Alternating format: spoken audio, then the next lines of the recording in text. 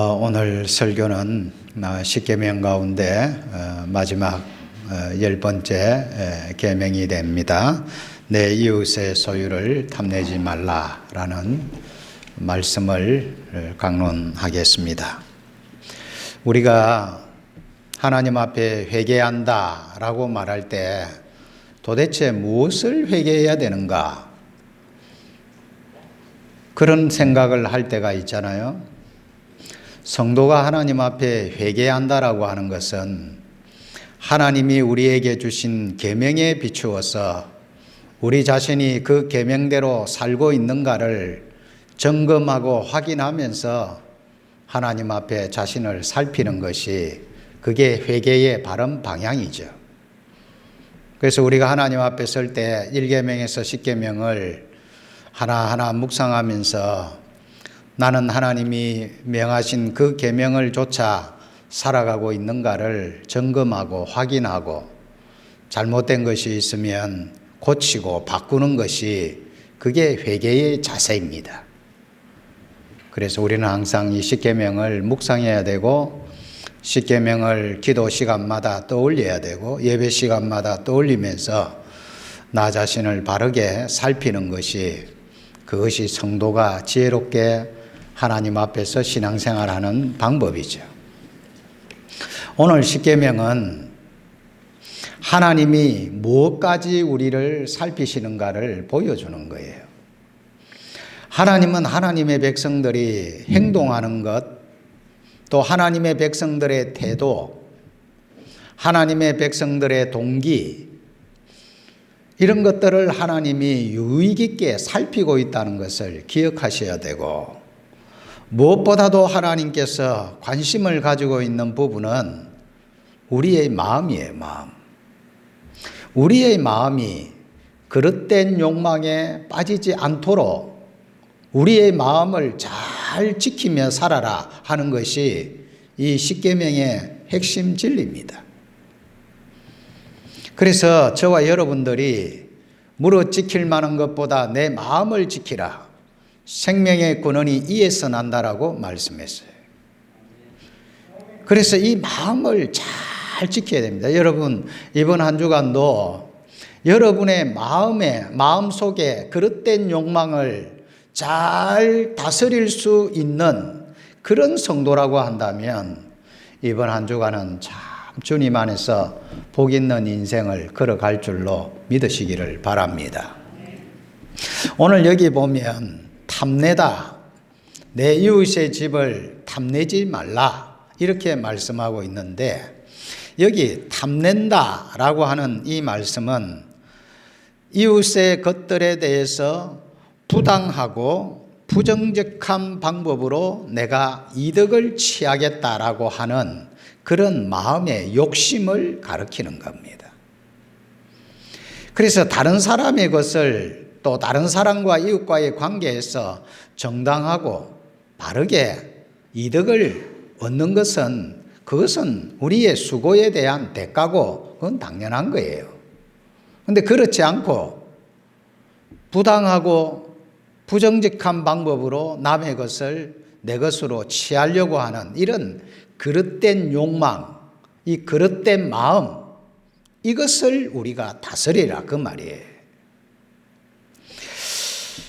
사도 바울은 골로새서 3장 5절에 이 탐심을 뭐라고 말하고 있는가 하니까 우상숭배라고 말하고 있어요. 이 탐욕은 결국 우리를 우상숭배에 빠지게 한다는 거죠. 왜 탐욕이 우상숭배일까요? 사람은 자기가 품고 있는 그 욕망에 대해서, 그 욕망의 대상에 대해서 그것을 신격화하는 거예요. 만약에 여러분이 돈을 많이 벌고자 하면 자신도 모르게 이 돈이 나의 신이 되어버리는 거예요. 왜? 나의 탐욕의 대상이기 때문에. 만약에 이성에 대해서 내가 탐욕을 부리게 되면 그 이성이 뭐가 되느냐? 나의 우상이 되어버리는 겁니다. 사람은 자기 욕망의 대상이 결국은 우상이 되는 거예요. 그 여러분들이 하나님을 정말 사랑하고 하나님에 대해서 또 우리 하나님을 소유하고 하나님과 함께하는 그런 욕망을 갖게 되면 여러분은 하나님이 여러분의 신이 되는 거예요. 그래서 우리가 이 탐욕이라고 하는 것은 그 탐욕의 대상에 따라서 그것이 나의 신이 된다는 것을 여러분들이 기억하셔야 되는 겁니다. 그런데 문제는 이 탐욕은 탐욕 그것으로 끝나지 않는다는 거예요. 만약에 우리가 탐욕을 우리가 품게 되면 이 탐욕은 인간의 계명인 모든 계명을 다 범하는 그런 잘못을 저지르게 된다라는 거예요. 그래서 어떻게 보면 이 십계명은 우리로 하여금 다른 계명들을 내가 잘 다스릴 수 있는 바로미터 같은 역할을 하는 안전장치와 같은 게 뭐냐 하면 이 십계명이에요. 만약 십계명을 우리가 바르게 이해하지 못하면 이 십계명대로 내 마음을 잘 다스리지 못하면 이로 인해서 다른 모든 계명과 연관되어 범죄에 빠질 수 있는 그런 인생이 되고 마는 거예요. 자, 예를 한번 들면 다윗이 우리아의 아내 바세바에 대해서 남의 아내에 대한 욕심이 생기는 거예요. 욕망이 생기기 시작했습니다. 그러면 이 욕심이 결국은 우리의 아내를 내가 취하게 되죠. 십계명은 결국 무슨 계명으로도 연관되느냐 하면 7계로 연계됩니다. 그렇죠? 십계명만 범하는 것이 아니고 7계명을 범하게 되는 거예요. 7계명만 범합니까? 나중에는 6계명까지 범하게 됩니다. 결국은 이 하나의 계명, 이 십계명을 우리가 잘 다스리지 못하면 다른 많은 범죄와 함께 연관되어서 범하게 되는 아주 무서운 그런 계명이 바로 이 십계명에 해당합니다. 또 한번 보실까요? 여러분, 아합이라는 왕이 나봇의 포도원을 탐하잖아요. 탐욕이 생겼습니다. 자, 탐욕이 생기니까 어떻게 합니까? 거짓 증인들을 세우죠. 거짓 증인들을 세우니까 거짓 증인을 세워가지고 범죄를 시작합니다. 몇 계명을 어기는 겁니까? 9계명을 어깁니다. 자, 거짓 증거만 세웁니까? 나중에는 어떻게 합니까? 그를 모든 것을 다 빼앗습니다. 도둑질합니다. 8계를 범하죠. 나중에는 어떻게 합니까? 죽입니다. 6계를 범합니다. 이 탐욕 하나가 다른 모든 범죄와 연관되어서 자신을 망쳐버리는 거예요. 뭐 가룟 유다도 마찬가지고 아가넨도 마찬가지예요. 내가 무언가에 대한 탐욕을 품게 되면 그로 인해서 수많은 죄악을 연쇄 반응으로 저지르는 그런 우를 범하게 된다라는 겁니다. 그래서 이 십계명을 여러분들이 뭐 다른 계명도 다 중요하지만 이 십계명 하나, 이 10번째 계명을 여러분들이 내 모든 삶에 있어서 바로미터로 생각을 해야 됩니다. 그래서 성경은 뭐라고? 욕심이 잉태한 적 뭘 낳는다 그랬어요? 죄를 낳는 거예요. 죄가 장성한 적 사망을 낳는 거예요. 모든 죄의 근원은 어디서 나오느냐? 바로 이 십계명, 욕심, 탐욕에서 시작해요. 그러면 이 십계명이 우리에게 말씀하고자 하는 게 뭐냐라는 거예요. 한번 따라 하십시다. 자족하라. 자족해라. 하나님께서 나에게 주신 것으로 만족하고 살아라는 거예요. 하나님이 나에게 주시지 않은 것에 대해서 욕심을 부리지 마라. 나에게 주신 것으로 감사하며 살아라는 거예요. 여러분, 여러분의 남편이 최고의 남편으로 여기시기 바랍니다. 내 아내가 최고로 이 세상의 최고의 미인으로 여기시기 바랍니다. 여러분의 자녀가 하나님이 나에게 주신 최고의 자녀로 여기셔야 돼요. 여러분이 가지고 있는 것이 하나님이 나에게 주신 최선의 것으로 믿어야 됩니다. 여기서 지나치면 안 돼요. 왜 하나님 나는 수십억을 안 줍니까? 모 의원은 코인해가지고 수십억을 수백억까지 될 것 같은데 그런 코인을 내가지고 그래 갔는데 하나님 나도 수십억 수백억을 얻고 싶습니다. 그런데 왜 나는 하나님 단돈 1억도 없습니까? 그럴 때 우리는 무슨 생각을 해야 되느냐? 니는 1억도 안 되는 돈으로 뭐 해라? 만족해라. 감사해라. 여기서 지나치면 너는 뭐 한다? 범죄하고 타락한다는 거예요. 하나님은 우리의 믿음의 분량대로 주시는 거예요. 우리가 그걸 수용할 수 있는 능력이 되면 더 주십니다. 여러분 돈을 많이 벌고 싶습니까? 많이 소유하고 싶습니까? 아멘 소리가 별로 안 들리네요. 여러분은 많이 안 소유하고 싶습니까? 여러분 하나님으로부터 많이 받고 싶습니까? 적게 받고 싶습니까? 그래 이 반응이 이래 나와야 되는 거예요. 많이 소유하고 싶죠. 많이 소유하고 싶으려고 하면 내 믿음의 분량을 키워야 된다 그 말이에요. 내 믿음의 분량은 안 키우고 자꾸 욕심만 부리게 되면 결국은 범죄하고 타락하여서 망하게 되는 거예요. 그래서 우리가 자기에게 주어진 것을 만족한다라는 말은 결국은 내가 하나님을 사랑하고 있습니다. 내가 이웃을 사랑합니다. 라는 마음이 내 속에 있는 거예요. 왜? 나의 것으로 만족을 못하면 결국은 어떻게 합니까? 다른 것에 대해서 자꾸 관심을 가지게 되고 욕심을 부리게 되면 결국은 남을 해치게 되는 거 아닙니까? 하나님의 마음을 아프게 하게 되는 것 아니에요. 그런데 하나님이 나에게 주신 것으로 늘 자족하는 마음을 갖게 되면 결국 이것은 하나님을 내가 사랑하고 있다는 증거고 또한 내 이웃에 대해서 내가 사랑하는 마음을 가지고 있다라는 내 스스로에 대한 확정인 거예요.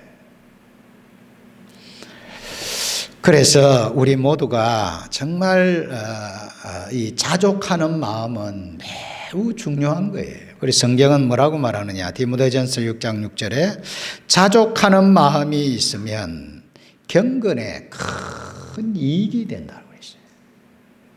여러분 우리가 자족하는 마음을 갖는 사람은요 하나님 잘 섬기게 됩니다. 이웃을 사랑하게 됩니다. 이게 자족하는 마음을 가진 자에게 주어지는 하나님이 주신 큰 유익이라는 거예요.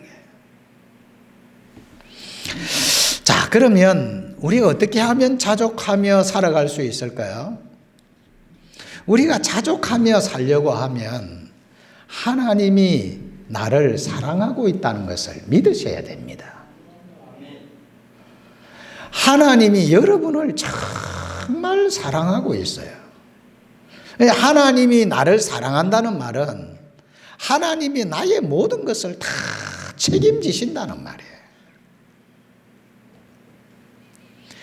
하나님의 아들까지 하나님께서 나를 위해서 희생시킬 정도라면 하나님이 그토록 나를 사랑하셔서 내가 지금 하나님의 사랑받는 자녀로 내가 있다면 하나님께서 무엇을 아끼시겠으며 우리에 대한 하나님의 관심과 사랑이 우리의 모든 삶을 책임지시는 거예요. 하나님이 여러분들의 필요를 모르겠습니까? 여러분들에게 무엇이 있어야 되는 걸 모르겠습니까? 하나님이 나를 사랑하고 있음을 내가 확신하고 있다면 우리는 자족하게 되는 거예요. 하나님께서 더 필요한 것을 하나님이 주실 수 있고 더 주실 수도 있고, 그렇지만 하나님이 지금 이 정도를 나에게 주신 것은 이게 나의 믿음의 수준이고 믿음의 분량이고, 여기서 더 지나치면 욕심으로 이끌고 타락하게 되는 거예요. 그래서 우리는 항상 하나님이 나를 사랑한다는 이 확신이 있으면 우리 삶에 대해서 늘 자족하는, 하나님 감사합니다 하면서 감사의 삶을 살아가게 되는 겁니다. 또 하나는 우리가 자족하려면 항상 하나님의 나라와 의를 구해야 됩니다. 모든 탐욕은 어디서 시작되느냐? 하나님과 하나님의 나라를 먼저 구하지 않는 데서 시작이 되는 거예요. 그리고 예수님께서 이방인들이 왜 탐욕에 빠지느냐? 그들은 항상 무엇을 먹을까? 무엇을 마실까?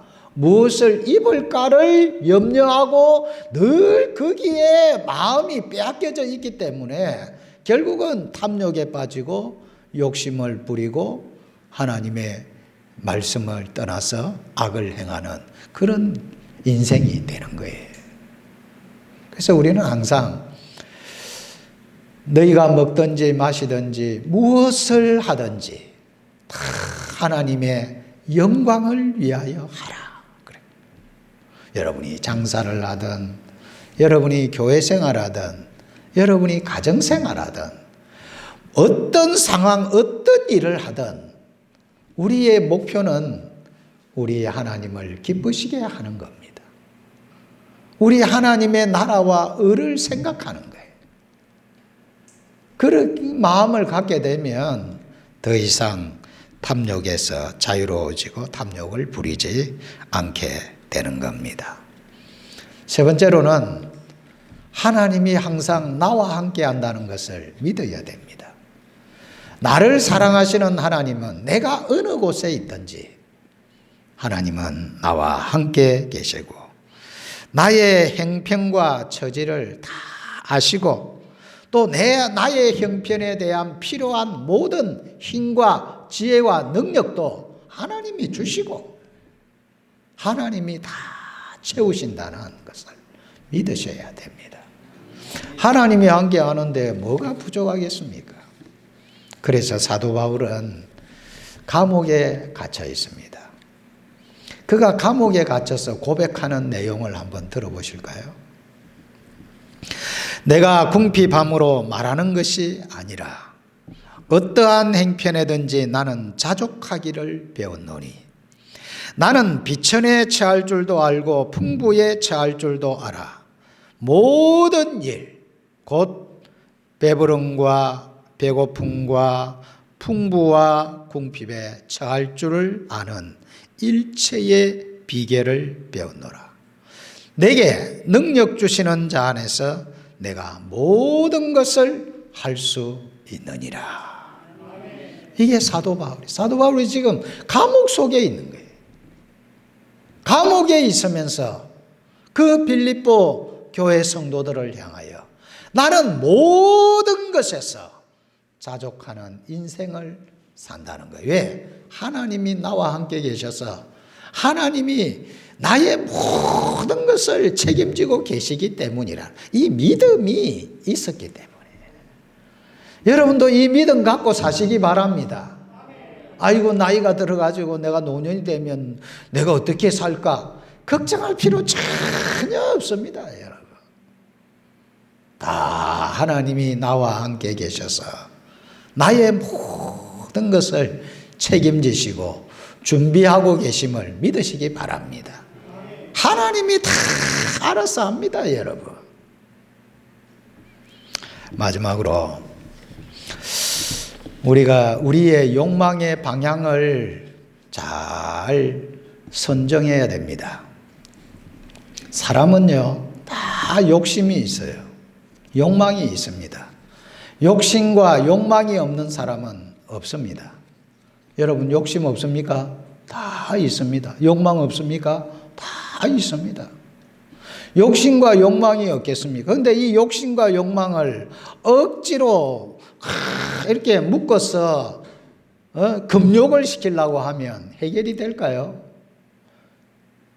해결이 안 됩니다. 뭐 스토아 철학자라든지 저 불교의 불도인들이 금욕하고 막 자기를 절제시켜 내 욕망을 이렇게 억누른다고 해서 내 욕망이 사라질까요? 내 욕망은 분출하게 되어져 있는 거예요. 그런데 문제는 이 방향입니다. 내 욕망을 어느 방향으로 틀 것인가? 여기에 따라서 인생의 미래가 결정이 되는 거예요. 사람이 가지고 있는 욕망을 육신의 정욕과 안목의 정욕과 이생의 자랑 쪽으로 확 틀어버리면 결국 내 인생은 실패하는 인생이 됩니다. 그런데 우리의 욕망을 하나님의 영광을 드러내는 일에 다른 사람의 이웃에 유익을 끼치는 일에 내 욕망을 사용하리라. 그렇게 되면요, 뭐가 나오겠습니까? 하나님에 대한 열정이 생기는 거예요. 내가 하나님께 내 욕망을 하나님께 쏟게 되면 내가 하나님의 일에, 주의 일에, 주님을 사랑하는 일에 헌신하게 되는 거예요. 내가 이웃의 유익을 위한 일에 내 욕망을 실현시키면 어떻게 될까요?